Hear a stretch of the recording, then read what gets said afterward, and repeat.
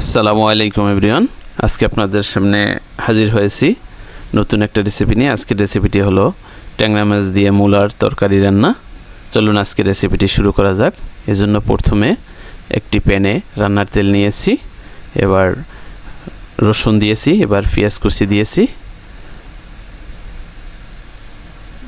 এবার আদা রসুন বাটা, জিরা বাটা, পেঁয়াজের পেস্ট দিয়েছি, স্বাদমতো লবণ দিয়েছি, এবার একটু হালকা পানি দিয়েছি, এবার হলুদ মরিচের ফাঁকি দিয়েছি, এবার আমাদের ট্যাংরা মাছগুলো দিয়েছি। এগুলোকে একটু ভালো করে কষিয়ে নেব। কষিয়ে নেওয়ার পর আমাদের ট্যাংরা মাছগুলো উঠিয়ে নিয়েছি। এবারে সেই কষানো মশলাতে আমাদের মূলাগুলো ভালোভাবে আমরা কষিয়ে নেব। এবার একটু ঢাকনা দিয়ে কিছুক্ষণ ঢাকার পরে একটু নেড়ে নিয়েছি। এবার কাঁচামরিচ নিয়েছি 4টি, এবার একটু ঢেকে জাল করেছি। এবার একটু পানি নিয়েছি।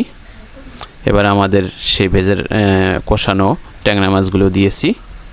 এবার ধনেপাতা কুচি দিয়েছি, এবার সামান্য একটু জিরার ফাঁকি দিয়েছি। তৈরি হয়ে গেল আমাদের মূলা এবং ট্যাংরা মাছের তরকারি। এভাবে আপনারা বাসায় ট্রাই করে দেখতে পারেন।